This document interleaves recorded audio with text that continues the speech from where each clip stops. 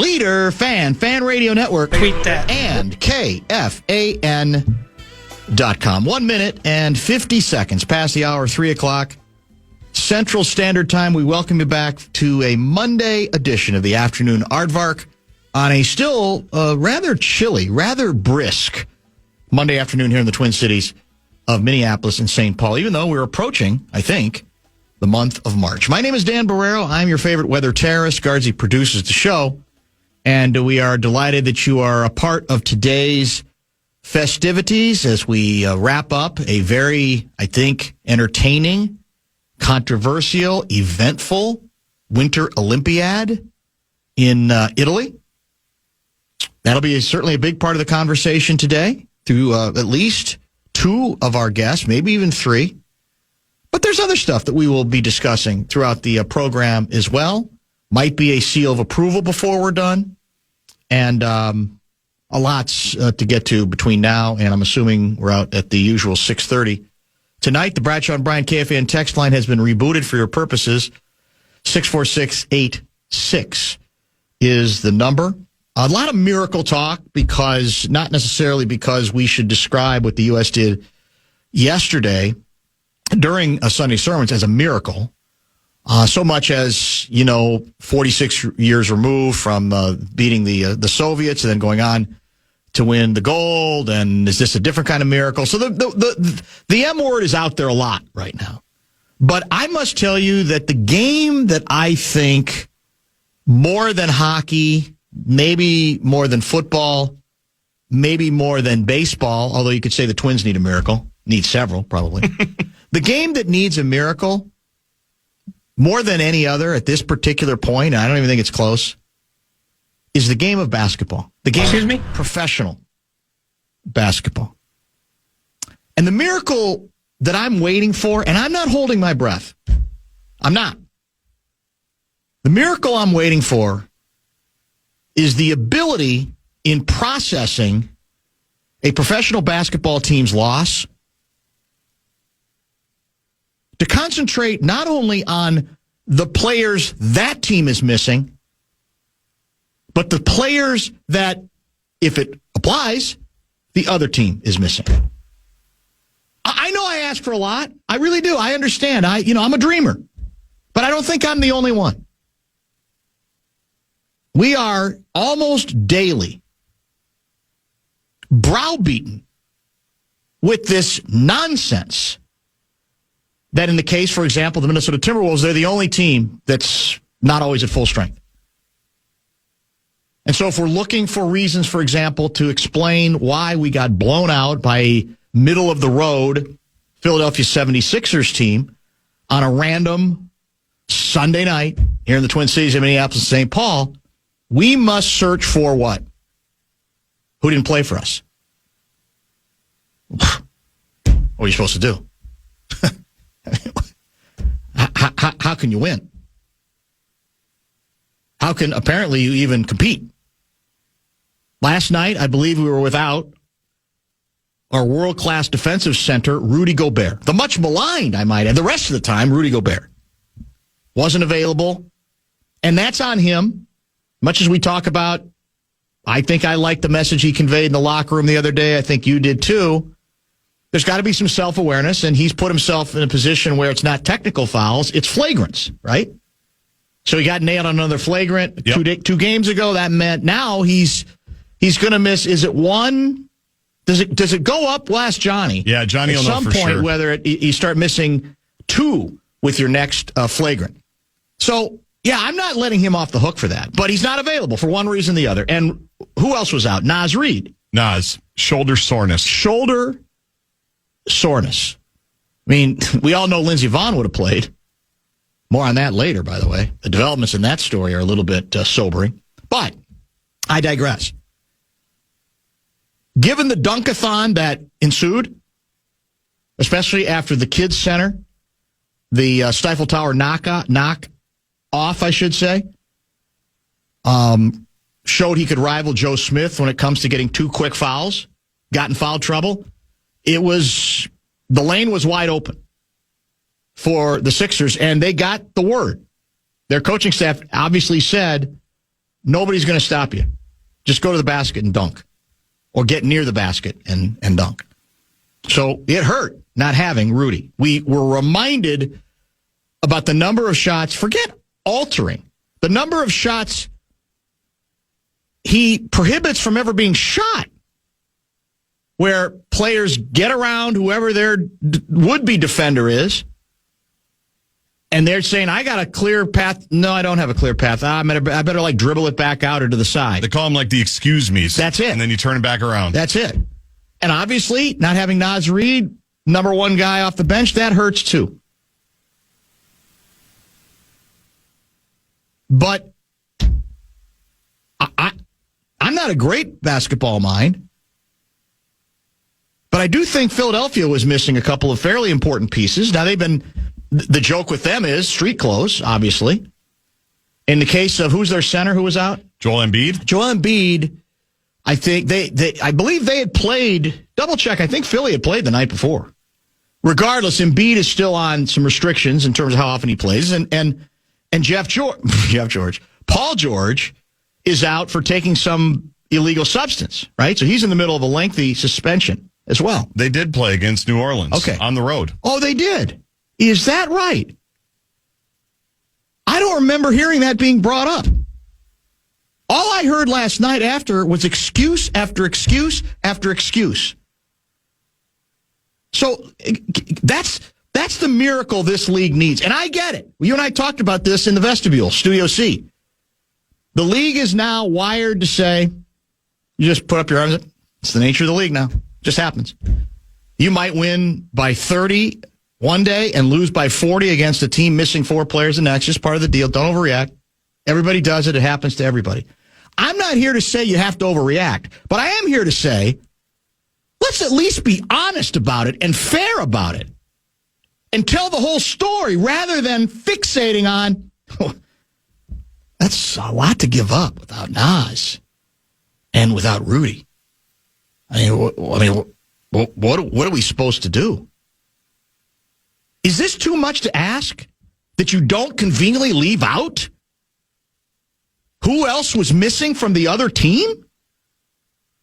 Those are those players you can argue based on injury and in the case of George, age, maybe past their prime. But you look at the big man's numbers. He's been good this year when he's played.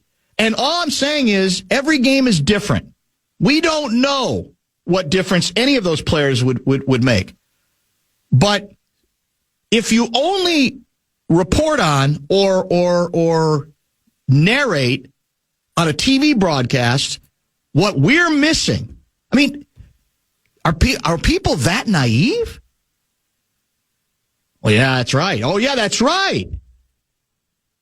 Is that giving the audience what it wants to hear, or is that giving the audience what has been ordered to be said on a broadcast? Hey, man, it's a bad look here.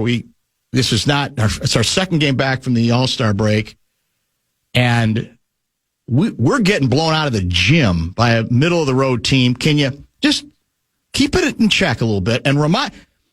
How long has it been since you've mentioned that Naz Reid and Rudy are not available? I mean, it boggles the mind. So that's the miracle that this sport needs, because I don't think it just happens here. It doesn't. It's I think pretty much everywhere. And again, it's not about saying shut down the season, fire Finch. The Wolves are what's the term? We give gratitude to Finchie every day. Every day we try to at least once a show to give gratitude to Finchie. But just be fair and be honest. And tell the rest of the story. Don't be afraid to include who the other team might be missing, and we can get into debate. Well, who's more valuable? Who's used to having a different lineup? The Wolves have rarely had. Maybe there's not even been a single game this year we've been without both Rudy and Naz, as far as I'm concerned. But even then, I'd say, I'm sorry, that's too easy for me. You're all still basketball players. The head coach after the game admitted we were not close to closing out on their threes. They made a few hard shots, there's no question. But we were not close to closing out on their threes. We were late, according to Finchie. getting rid of the ball when they, for example, would descend upon Julius Randle. There was plenty of meat on the bone to explain critically why the Wolves didn't play well, regardless of whether Rudy was available or Naz was available. So let's just include all of it, shall we? Chris Hine did. I saw it in the lead of his story. He didn't. It's an important part of the story that Rudy and Naz are out, but he immediately also mentioned who Philly had out. Plus, again, you're at home. They played last night on the road. You're supposed to be the better team, period. Anthony Edwards is not supposed to turn the ball over 7 times. He couldn't have been more casual with the ball. Way too casual with the ball. He's got to tighten that stuff up. He started out like it was going to be another 40-point game. And then he cooled off or got bored with it because I guess he saw that the Wolves are not going to be much of a factor, or maybe he felt like I'm just not getting enough help, which he probably wasn't getting enough help. No question about that. But that's what I dream of. That's the miracle the game of pro basketball needs, is the ability to tell the whole story and not be afraid of the repercussions if you don't. Because the discerning basketball fan, I think, like in any sport, is smart enough to go, wait a minute, yeah, those are 2 significant losses, but was Philly playing at full strength? Is it illegal for Anthony Edwards to play better defense on Tyrese Maxey? It's against the rules. I mean, Anthony tells us he prides himself on, I got to be the best two-way player I can be. And Maxey's great. He's a great player. You're not going to stop him. But that's the only miracle I asked for today. Do you think I'm asking for too much? Probably, because the other thing that gets said in NBA circles, and it was said last night, and I just looked at the standings, teams 3 through 7 last night in the Western Conference. All lost. Including Denver against the Golden State team that had everybody out, including Steph Curry, including Draymond Green, including, who's the guy that used to be on the Celtics in Atlanta? Al the big Horford. Man. No, not Horford. It's from Eastern Europe. I can see him. Porzingis? Yeah. I think he was out, too. I don't think Porzingis ever plays. But he keeps getting traded. But do you know what I call that? What's that? When 3 through 7 all lose, and you're at home against Philly, I call that a missed opportunity. We call that an opportunity, don't we? A missed opportunity when you are... Well, no, but you're an alarmist. I must be. You're an alarmist. You don't understand. You got to be able to let this thing play out a little bit. And again, I'm actually willing to listen to that to a point. I just want everything to be brought up.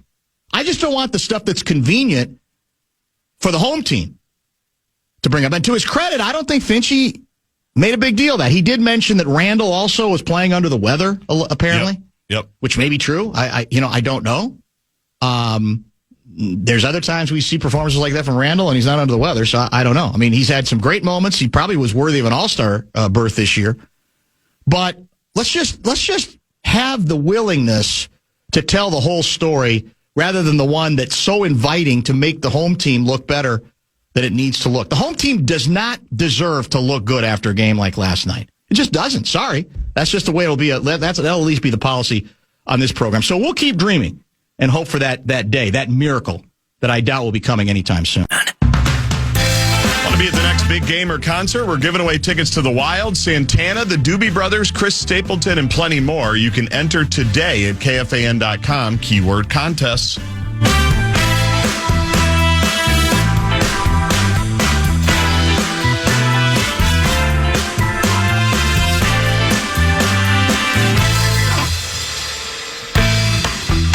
We might milk the gold medal game from the most recently completed Winter Olympiad, not just today, well, not just yesterday on Sermons Live, not just today, not just tomorrow, but this whole week with a series of guests. I do know this. We have Wes Walls scheduled for 4:30 this afternoon. It sounds, I'm going to be interested to hear what Wallsy has to say, because based on his X account, it sounds as if he's the Canadian trying to take the high road. Okay. And he's working so far to take the high road, because some haven't. Who was it who said, which player said, I'll leave it to you to decide, whether the better team won? Nathan McKinnon. That was it. Yep. So we'll see if he can stick to the high road or if that's difficult. Competitive, it's a very competitive scene. It very is. Very difficult Yep.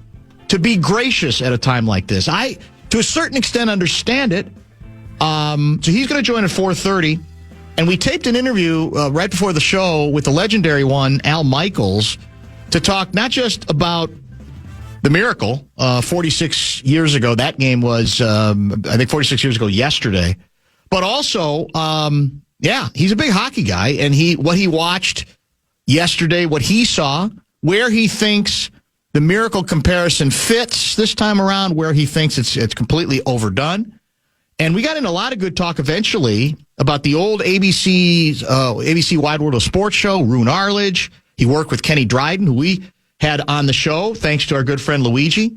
So we cover a lot of ground with Al Michaels. That will be played back, as I said, at 5:30 this very evening. How was Blakemore yesterday during sermons? Well, he was what you would expect. Which the problem was, you really can't make it up. I literally had just looked down to start reading a text because you still have to continue to do a show. Right. When the winning goal was scored. I look over to Blakemore because I said, all right, I'm going to give you permission to pay very little attention to me. That's nice. So that you can then describe what has taken place. He was losing his mind, standing, celebrating. So then I didn't know at first who scored.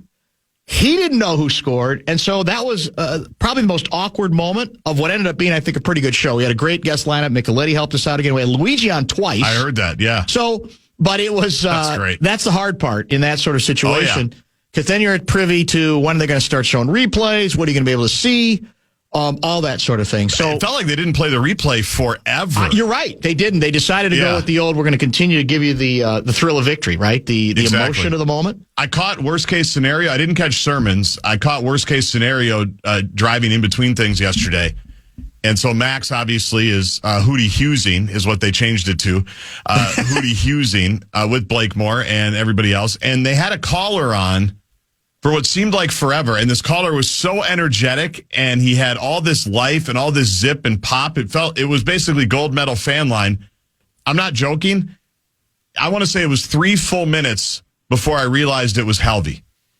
Seriously? Because he was so energetic and over the top. Was he having difficulty breathing? No, it's just that I'm not used to that energy from Zach. Yes. Usually he's a little bit more deadpan. And other than when he's been running across the Al Shaver press box to tell us about Hermantown, I felt dumb. I'm like, this is Helvey. But he was so excited, which makes sense because he loves hockey.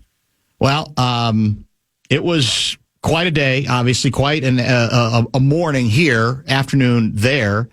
And it wrapped up what I think was a thoroughly entertaining Olympics. And we're going to not just talk hockey, I will tell you that. We're going to get into some other aspects of what we saw. It was, I think, like I said, if you define your international sports, your Olympic sports, in terms of thrill of victory and agony of defeat, every box, both of those boxes checked. And obviously, if you're a U.S. fan, you don't want to see it checked at all for U.S. participants, but it is part of what makes it rich.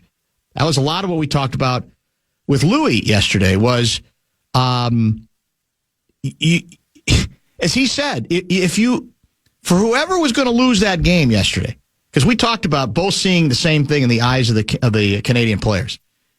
So it's going to stay with you the rest of your life. It's basically... He all but paraphrased Herb Brooks. Right. You lose this game, you're going to take it to your grave. And he said, that's the truth of it. He said, that's the dirty little secret in sports. You almost sadly tend to remember the agony of defeat more than you do the thrill of victory. And he said, that's cruel, but he also said, that's what makes this so attractive for people to want to embed in it, get excited about it, pay attention to it, is the stakes seem to be that large. That's what brings us all to it. And I think to that extent, broadening it out beyond just U.S. participation and success and failure is what made this Olympics, any of the best Olympics, one of the most memorable that I can recall in recent memory, because you had some great storylines where People favored to win answered the bell, and then you had many in which they were favored to win and didn't. And even those stories became interesting. As we talked about it, and I've said on Fox 9 Friday night, in Michaela Schifrin, you had both. You had the best of both, in that she suffered through much of these Olympics several agonies. And then at the end, her last event, dominated in record fashion. I think she won by like 2 or 3 seconds. I think that was in the slalom, if I'm not mistaken. So then she gets, at the very end, her thrill of victory, a great story in of itself. Especially in like the gold medal games like we saw, or any championship game, and they do have both sides of it. That should be the picture that when someone's thinking about it. And when you're a kid, you don't think about it. But yes, when you really invest and say, I want to be an athlete, you basically hold up that picture and you say, are you cool with either of these? Correct. Are you cool with either of these two emotions? Because you're going to feel probably both of these. Yeah. This one sucks. You okay with dedicating your entire life, every single second of every single moment, thinking about it, moving on from it, doing this? You cool with this? Because that's sports, baby. It is. Which is why everybody. And that's why, yeah, exactly. It. I meant to give it to you. We'll have time to get to it later. The Mike Tirico close. Very good. Was really beautifully written and offered up. And I think made a really important point. Because somebody, and I, this is the first time I'm sure I'm going to get many texts on this, and this is not a new conversation in the sports landscape today. Please touch on the disgrace of Patel being a fanboy in the USA locker room. Takes a lot of shine off the victory. I do have opinions about that. I don't think it takes anything away from the victory. For me, it takes zero away from the victory. And if it's taking away from the victory, that's a decision you make. And you have a right to. But please don't presume that it has to take the shine off the victory. Did I think he looked like a fool in the locker room? Like, I don't even actually have a problem with him going to congratulate. I don't. That happens all the time. Dignitaries show up. You can hate them because they're righties, hate them because they're lefties, whatever. I just thought I was embarrassed for him because he was, chugging, whatever it was. Was it beer, wine cooler, whatever it was, champagne, as if he had just won something. He hadn't won anything. It had zero to do with him. But I don't know where you are on this. I don't believe it takes any shine off of the victory. And if it does, that's a decision you have chosen to make. I can have the opinion I just laid out about I was embarrassed for him, but that doesn't take away in any way, shape, or form to me from the performance. No, it doesn't for me either. Again, would I have done it if I were him? No. No. Do I think in general he's a clown? Yeah. Yes. But he's the FBI director. Yeah. He's friends with people on the team. The way to do it is act like you've been there before, to the extent that you want to show your congratulations. You want to shake hands. I'm actually fine with that. I really am. But when you try to pretend that somehow this is your gold medal, and sadly a gold medal was put around his neck, then to me it's like you've made a fool of yourself. I don't think that takes any to me of the shine off of the victory in any way, shape, or form. We get into this subject. What was I was just about to say something about with Al Michaels. Well, we cover a lot of ground in the interview in terms of where he thinks it does remind him of 1980, and in many ways, indeed, where it has absolutely nothing to do with it at all. But Bradshaw and Brian KFAN text line is open at 64686. Let's get to Jonny Athletic. He's going to come up next. I'm sure we'll talk some Olympics with him. But we'll also get into some basketball stuff, maybe some football. We'll kind of, cover the waterfront with Jonny as we often do. Al Michaels, as I said, at 5:30 and Wes Walls at 4:30. Stay tuned. Yeah. Turn back the clock, turn up the volume. Santana and the Doobie Brothers at Mystic Lake Amphitheater August 27th for a massive night of classic hits and summer memories in the making. Tickets are on sale now. You can get the full details at KFAN.com. Make the keyword calendar. Question. Oh, I forgot about the open. Yeah. It's time for Jonny How could I forget this? Jonny Athletic. Hypnotic. Jonny Athletic.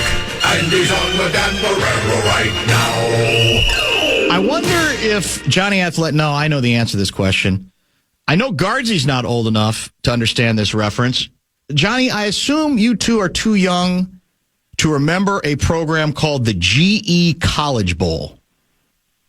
Yeah, I think that might have been before my time as well, Dan. So here's the beauty. Educate me. Well, the beauty. So the GE College Bowl, as I recall it, was one of those Brainiac shows where you would get 3 brains from, let's say, Purdue, and then 3 brains from Yale.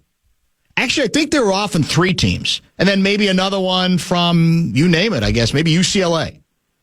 And it would be what you'd expect. It would be a series of questions, usually brainy ones, sometimes related to math, sometimes it might be geopolitics, whatever the case may be. And the cadence in your open reminds me of the cadence of the GE College Bowl, because the way it would be is the question would be asked, okay, and then whoever wanted to answer the question had a buzzer that they pushed, right? And then the announcer would say, Jones, Purdue. And then Jones from Purdue would give his answer. It was brilliant. It was like staccato. It was very, very serious. It was a hell of a show. And there's probably about, 2%, maybe 5% of the audience who could possibly relate to what I'm talking about. But it was a no-nonsense, not a lot of happy talk. We're here. You identify yourself. Give me your answer. You got almost so much time to do it. And that's how you almost yelled it out like you were a Marine. Like it was some sort of a basic training thing. Jones, University of Tennessee, Chattanooga, that sort of thing. It'd be beautiful. And it reminds me that your open kind of reminds me that it's very urgent sounding. Sounds like almost a team Jeopardy or something. It like is, that. yes. John, Gargi, did you find anything about it? That. Yeah, it was on NBC and then CBS in the 50s, 60s, and 70s. Into the 80s, there were actually... It really was... I didn't realize it was that late. I don't remember it being that late. And then the Mannings, with Peyton as the host, tried to revive it back in 2021, 2022. They did, yes. I do remember that now. So how about this? In the first run from 53 to 55... Yeah. The most dominant team was the University of Minnesota. Is that right? Which had teams appear in 23 of the 68 broadcast matches. Man, Minnesota was just like our football team back then, national champs. Like our football team, yeah, I was going to say, yeah. Bobby Bell probably, with Sandy Stevens, probably won a couple of college quiz bowls. Was Gangelhoff helping back in those days? She may have been. Might have been pre-Gangelhoff. She may have been. I don't know. Yeah, who's to say? Hang the banner. That's impressive. I didn't see. That's the local angle that you found. I didn't even know about. That's perfect. Thank you, Wikipedia. GE College Bowl. It was outstanding. Excellent. In 65, somebody writes, we had local high school bowls. Began as College Quiz Bowl on the NBC Radio Network in 53. Aired on CBS, so I think that's what Guardsy is talking about, then NBC, as the GE College Bowl, hosted by, Alan Ludden, who was the original host of Password. Not Program Password, but the original TV Password. And then later, somebody named Robert Earl, who I don't remember. I don't know who Robert Earl is. Well, you knew this was coming, so let's get it out of the way now. Let's lance the boil right now, because I think it's going to take all the tension out of the air for you. A number of texters from the hockey community are concerned that it was a really, really hard day for you. Your favorite basketball team went belly up in a non-competitive fashion, and the U.S. men's hockey team, in one of the most dramatic finishes in the history of team sports in the Olympics, takes the Canadians to overtime and finds a way to win. Are you okay?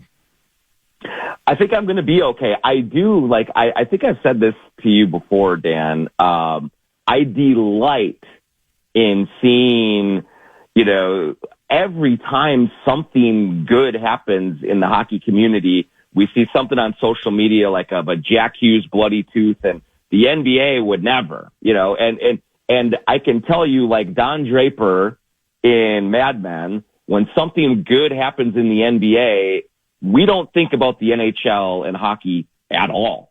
Like, we just don't. But I will say this, sincerely and genuinely, it was an amazing moment for the team, for the country, for all of it, to watch them play that the way that they did. I was watching the game before. My daughter had had an 8 a.m. basketball game in Rochester.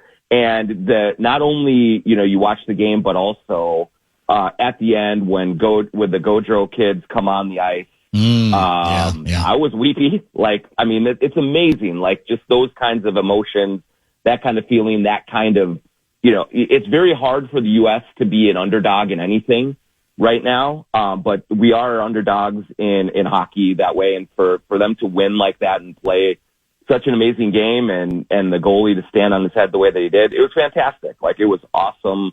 Great theater. All of the emotions involved, fantastic. And the larger issue, which we do discuss later with Al Michaels, we're playing back that interview at 5:30, is, as you know better than most, we are in a 24/7 hyped world of anticipating great matchups, right? We can't wait to pit one great team against another and hope that it's going to be the event of the century. But how often does all that hype get matched by the event itself, that the event itself rises to that level and perhaps even beyond? I think that's another big component of this story. No question about it. And I know you can feel it, Dan, like in any of these moments that are even remotely like 1980, we're all yearning to have that. Like, every one of us wants to have our version of that, or at least an updated, if you're lucky enough to, I was 1 year old in 1980, so I had no recollection of that. And of course, this was not the Miracle on Ice. But what I think we all as sports fans look for in these moments is, yes, to have like the drama, to have the tension, all of it go down to the closing seconds, whether it's hockey or basketball or football or whatever. You just want to have that experience and that communal feeling while you're watching it. And, there are plenty of times where the event can fall short, just in disappointment or, it's lopsided, whatever it is. But on the rare occasions where it really does just deliver everything you could possibly ask for, it is so satisfying as a sports consumer. We're all looking for, that kind of moment where, either I'm sure there's a million parents watching with their kids, or, all sorts of different memories that are going to be stoked and made from these. I was at the hockey game in Sochi when the Team USA with the shootout with TJ Oshie, yes, and all those things. And I think there's a lot of talk about how the kids that were watching that game grew into playing in this game today.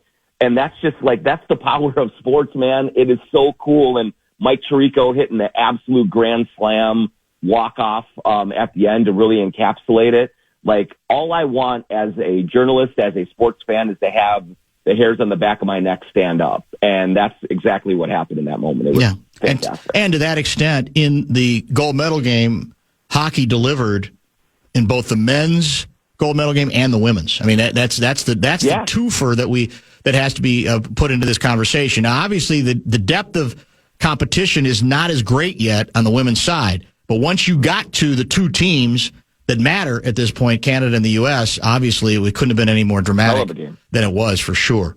All right, let's get to... Oh, go ahead. You were going to say?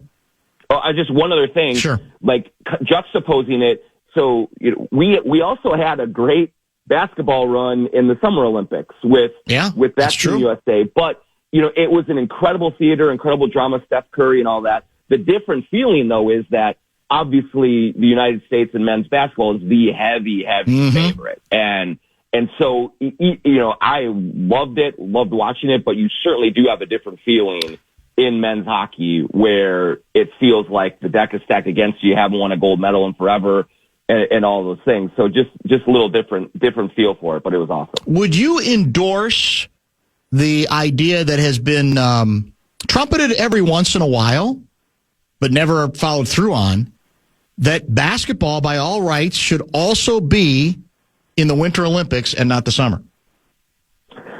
Probably not. No, because I just don't like breaking up the season. Now I know that the NHL does it, and they've figured out, and they go through it and do what they need to do, and maybe it's worth it. But I just think that the way that the NBA league and season is structured, I think it would be really, really difficult to pull that off. I also like it in the summer, Dan, because I want another anchor event in the Summer Olympics that is, not track and field, not kind of some of the other more niche sports. Like, I want a big heavyweight throwdown event as part of the Summer Olympics. And so I really like it where it is for that reason. For balancing purposes, it's hard to argue with that. There's a part of me that actually would like to see it also in the winter. But I think, again, from a balance standpoint, it's probably going to be pretty difficult to do that. And then you have the issue of, like you said, the basketball season also being interrupted. They're coming in loud and clear. This is from a texter who calls himself Guardsy's Conscience. Might be familiar once you listen to the text. Hey, Johnny, great to hear you talking basketball after a historic USA Hockey weekend. Thoughts on Naz Reid's hangnail keeping him out last night? Hashtag tough. TUFF. Fantastic. Yep. I'm waiting for all of those. That might be Fallness. I'm not sure. It just might be Kevin Fallness. Is his burner account. Yes. Yeah. And of course there was talk last night. Julius Randle did not play well, and Finch said after the game he was under the weather. He's under the weather, severely under the weather, and I can absolutely hear the entire hockey community chortling because I think every tooth in Jack Hughes' mouth was knocked out, and he still scored. Yes. So Sidney Crosby didn't play. First of all, he wiped the blood. In fairness, he did take a rag to wipe the blood away, and then he went right back out on the ice without the teeth. Right back out on the ice. Yeah, exactly. Pretty amazing. Yeah. I can't. I cannot match that. Also, I guess hockey players don't have to jump 10 feet in the air and dunk and all those things. So it's a different kind of skill set, but they are very tough dudes. They play through a lot. Basketball players play through a lot as well. I can guarantee you, Dan, if it was the gold medal game in the Olympics, Naz Reid would have played last night. Julius Randle probably would have sucked it up a little bit more. Yeah. So, it's a little bit different, but I also know that hockey players do that in the regular season. Treat that. There you go. I will say, I wish that the Wolves would have felt there was a little more at stake last night. Yeah. Maybe short of a gold medal game, but a little bit more at stake, given their effort. And I ranted early because I'm well aware who was missing from our club, but I didn't hear any of the same emphases on who Philly was missing. And I know you can argue, but they were used to playing without those players because they're out so much. But I don't like when we go down that road of just resigning ourselves to there's no explaining it when you're missing those two pieces. We're not used to playing them. End of story. I don't think that explains getting run out of the gym the way they did last night at home, the night after Philly had also played on the road. No, yeah, it was gross, Dan, honestly. There's no other way to describe it. Now, of course, you're missing Rudy Gobert, which I hope that people who are always down on him watch last night's game and say, look, this guy is incredibly impactful because you see what he does for the defense when he is out there and what happens when he is not out there. It's an unbelievable transition from a very good defensive team to just an absolutely horrendous defensive team, and Gobert covers up so many of those things. So hopefully that kind of raises some appreciation among Wolves fans and other NBA fans who may not kind of realize it as much. But certainly you can even excuse if you're missing Gobert and Naz Reid and, Baron J and Randall on foul trouble early, and so you got to get really wonky with your lineups. But if you just put in a requisite effort and be competitive all the way, and even if you fall short at the end, you think, shoot, it didn't go well for us. But I mean, they were really handled for most of that game. And I think it got to 14 or 11 in the second half there, but never really close. And that's the most disappointing part of it is they needed to find a way to answer the bell better than they did. It just was a terrible performance. Hey, real quick, an aside, how do you pronounce Nurkic's first name? It starts Yusuf. It is Yusuf. That's what I thought. Well, hold on one second. Hold on to your hat. Are you sitting down right now?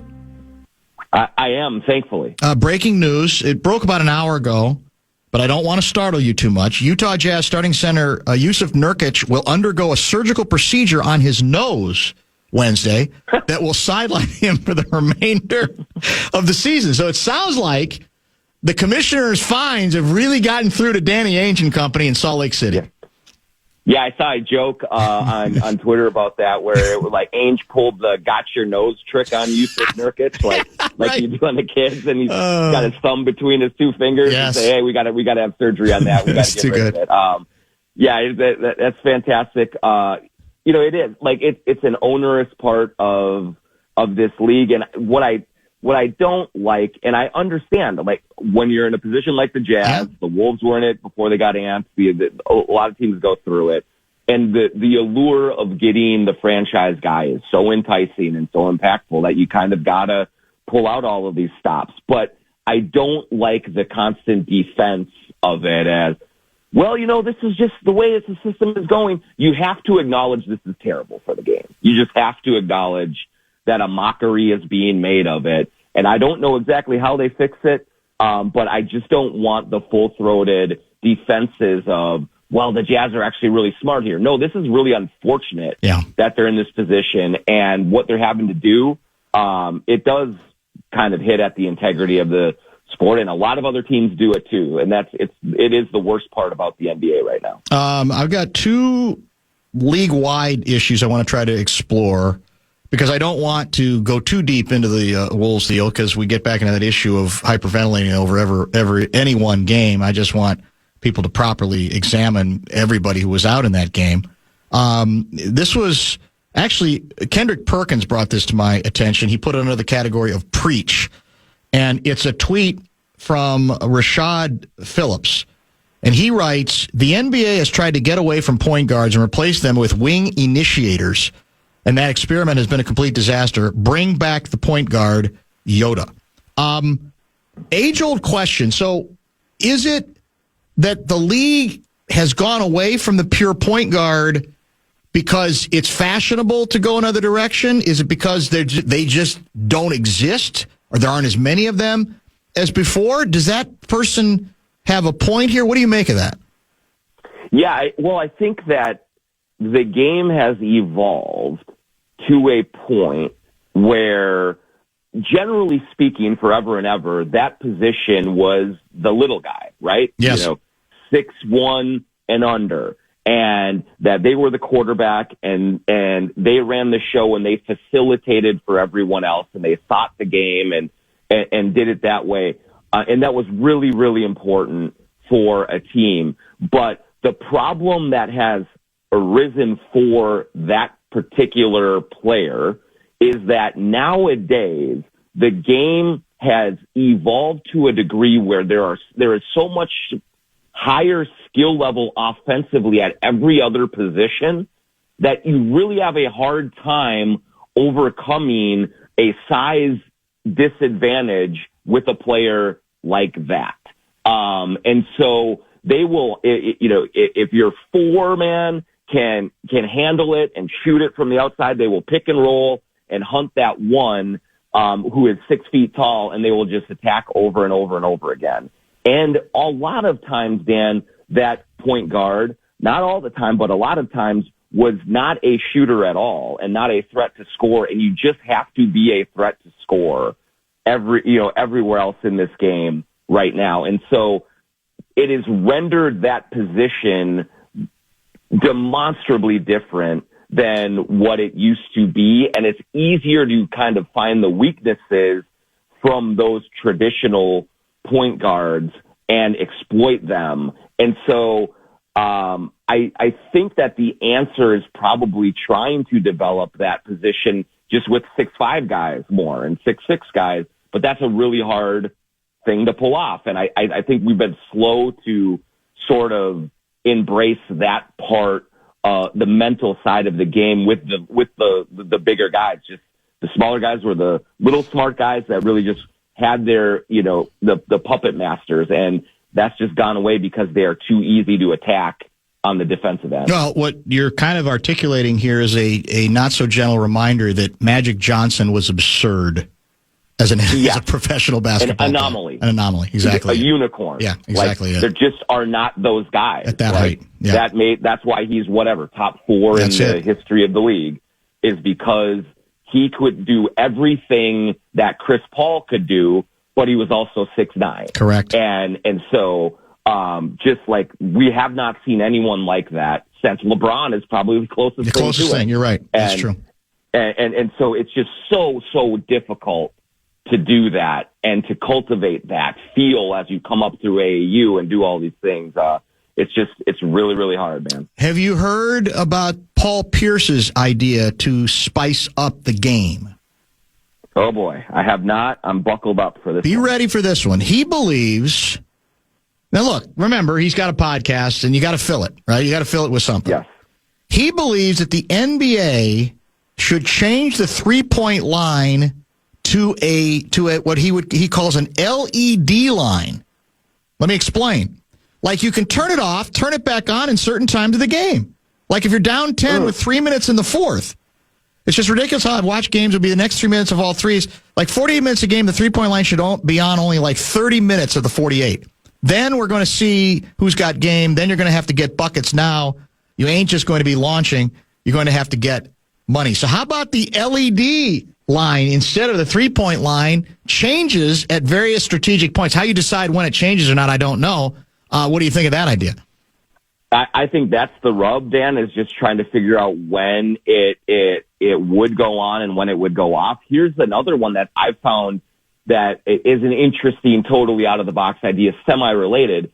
Someone, I can't remember who brought it up, but what if every team in the league could set its three-point line wherever it wanted or not have one at all? Much like baseball teams build their ballparks with different dimensions. Sure.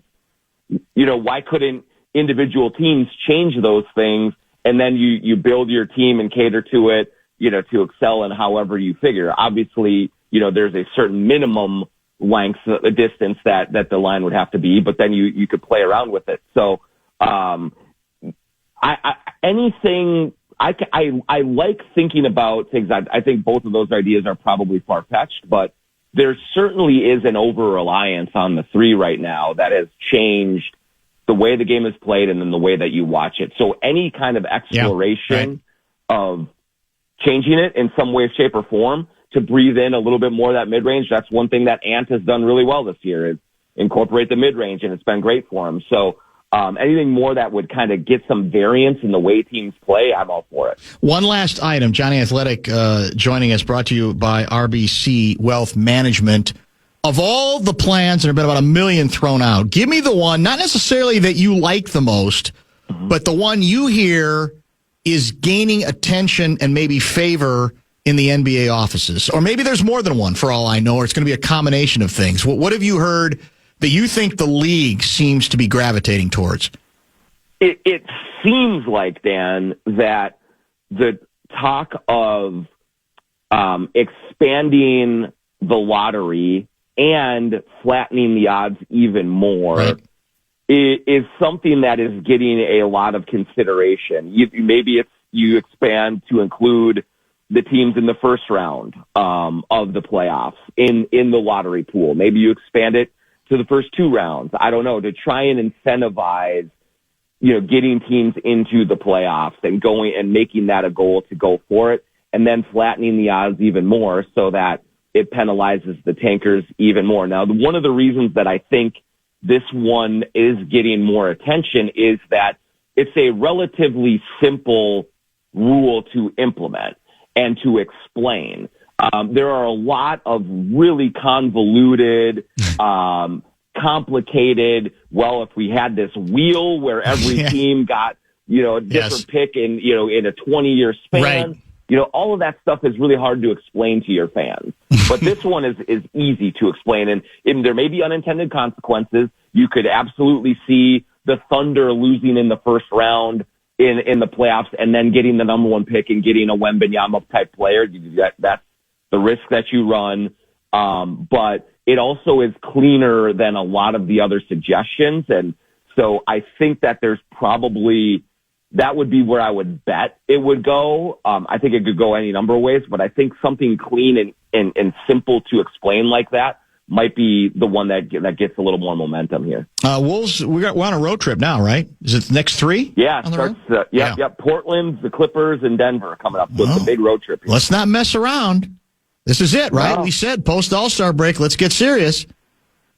Yeah, it is go time for sure. Getting Rudy back will be helpful, but yeah, I mean, they're still, they got lucky yesterday. You lay the egg. Yeah, Denver loses and the Lakers lose. And so that's fine. But they also really miss chance to gain ground. Exactly. And so you have to take advantage of these things. And I do think I want to see this team start to click it into gear, because I've been waiting all year for them to really say, all right, now we mean business. And every time I think they're getting close, then you get a game like yesterday and get disappointed. So they usually play better on the road. So we'll see if this really starts to put their butts in gear and get going. But they do. It's go time here, and it's time to stop messing around. Last item for sure. Point of clarification. So regarding the flagrants on Rudy, how does it work the rest of the season in terms of him missing more time?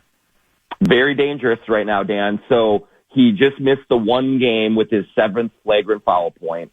Now, every point he gets going forward, so that means even just a flagrant 1, not a flagrant 2 in ejection, but a flagrant 1 brings a 2-game suspension. So any time that he closes out on a 3-pointer and lands in someone's landing spot and he gets a flagrant there, he's out for 2 games. Wow. And so he has got to really be careful with what he does. Every time he flails his arms the way he does, gets a flagrant 1, that's 2 games. And he is way too important to this team. And so he's going to have to walk a fine line between being aggressive and being great at defense that he does, and not making the silly, irresponsible kind of actions that bring a flagrant 1 or, God forbid, a flagrant 2, and then he's out for multiple games. It's just like the Wolves can't afford it right now, so he's got to dial in. Do you think he gets it?